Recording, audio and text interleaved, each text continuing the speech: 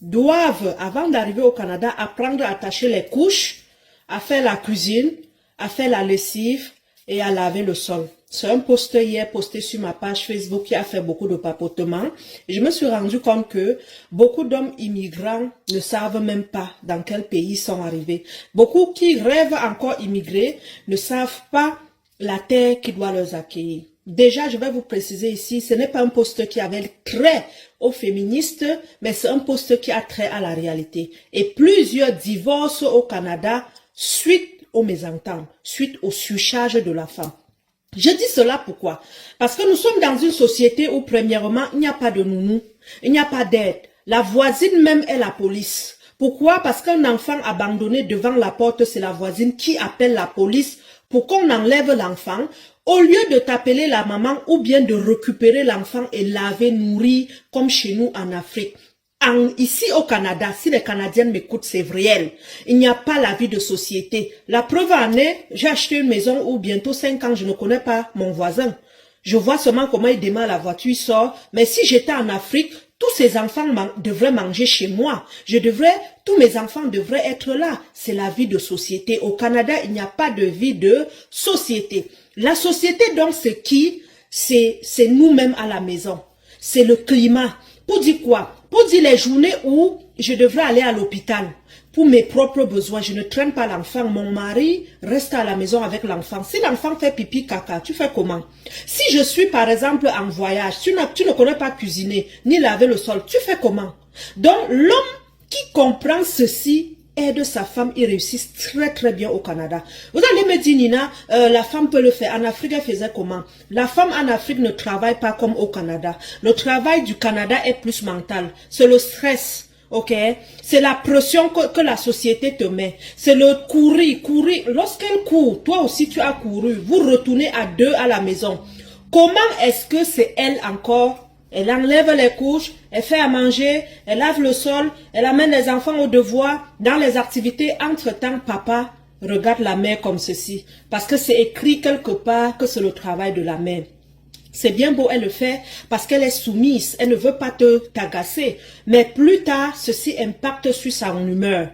Elle devient une femme où au lit, elle te boude. Elle te boude pourquoi? Parce qu'elle est stressée, parce qu'elle est surchargée mentalement. Et au lit, c'est toi qui veux encore. Et pourtant, tu es rentré, au lieu de venir lui dire, oh mon amour, est-ce qu'il y a quelque chose que je pourrais faire? Est-ce qu'il y a les assiettes que je pourrais laver? Qu'est-ce qui se passe? Tu ne le fais pas.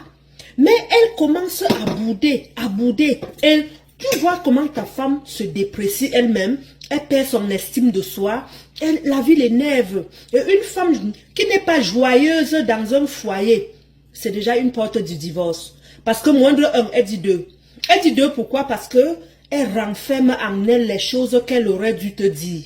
Mais elle a peur de te dire pour te blesser. Et pourtant, si toi, papa, tu étais rentré juste un peu manager la famille, n'est-ce pas, au lit même, elle devait être la première à dire, mes bébés, avec la nuisette, en train de te gratter le dos. Donc, ça crée l'autre surcharge. Nina, les femmes doivent rester à la maison. Oui, elles doivent rester. Est-ce que vous êtes capable de payer toutes les charges? Vous allez dire, Nina, elle a l'argent des enfants. Le même argent, quand vous arrivez au Canada, n'est-ce pas, c'est le même argent que vous utilisez pour payer les charges à la maison au lieu d'aller travailler. N'est-ce pas, c'est le même argent où vous ne voulez même plus rationner à la maison ou payer le loyer parce que vous voulez utiliser l'argent des enfants pour payer. Les enfants ne font même pas des activités. Les enfants, vous ne cotisez pas pour leurs études. Zéro assurance vie, zéro maladie. Et pourtant, cet argent est destiné à s'occuper de l'enfant. L'enfant doit aller à la garderie. L'enfant doit bien manger, bien vêtir. L'enfant doit aller dans l'école où ça l'aide. C'est tout cela, tout concourt. Vous aussi, oui, ça aide à la maison. Mais ça ne doit pas payer le loyer. Entre-temps, papa commence à croiser les bras pour voir comment investir son argent au pays, augmenter les 2 tisas, les 3 tisas.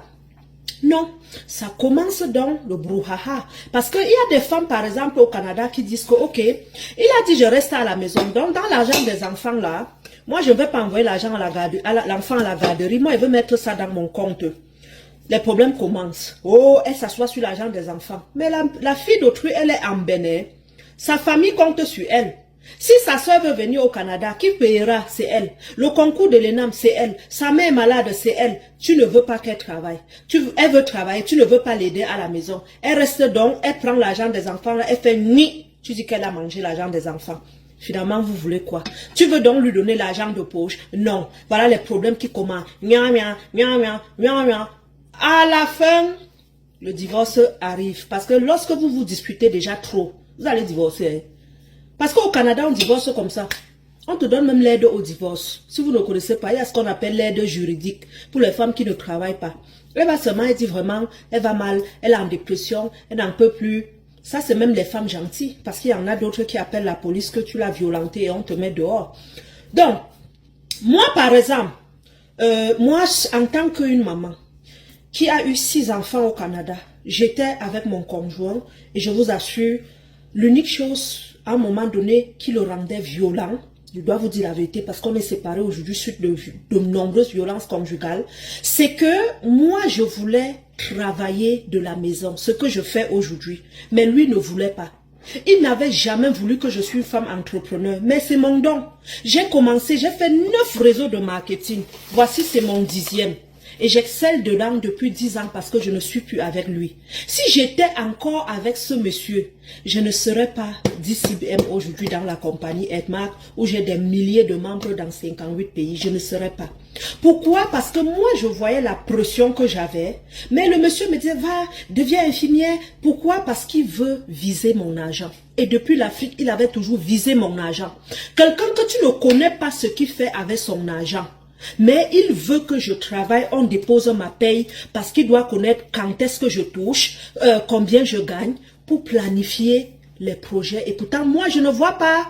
Et à un moment donné, moi, j'ai dit non, papa, non. En Afrique, tu as fait la même chose. J'ai été naïve, j'avais les yeux bernés parce que je me disais, oh, moi j'investis dans l'immigration, même si on arrive au Canada, c'est un projet familial, au lieu de construire une maison avec mon argent.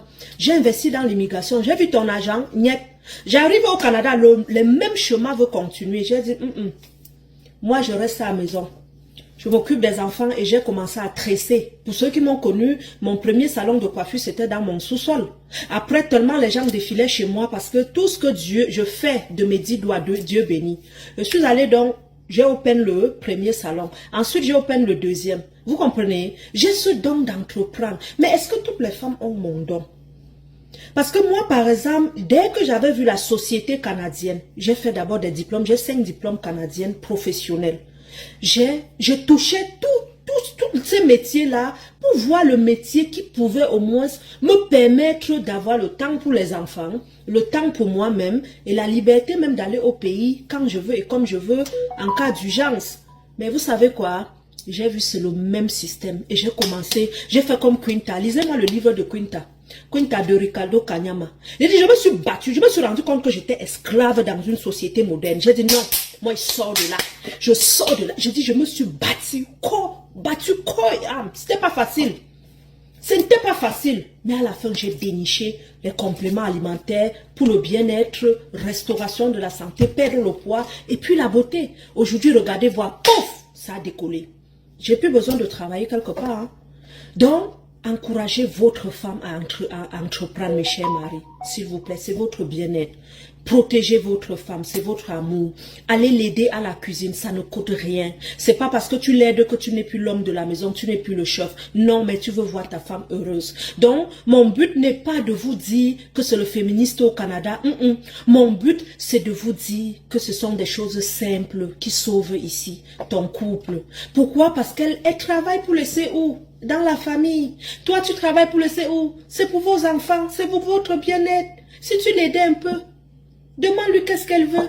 Est-ce que ce week-end, tu peux aller faire ton tatouage, tu prends tes sourcils, tu fais un spa chéri pendant que je m'occupe des enfants. Est-ce que vous savez, c'est un grand cadeau à faire à la femme. Juste un samedi, elle va faire ses pieds, c'est toi qui gardes les bébés à la maison. Elle rentre, tu as cuisiné, tu as fait le ménage. Je ne te mens pas, ta femme va encore plus t'aimer.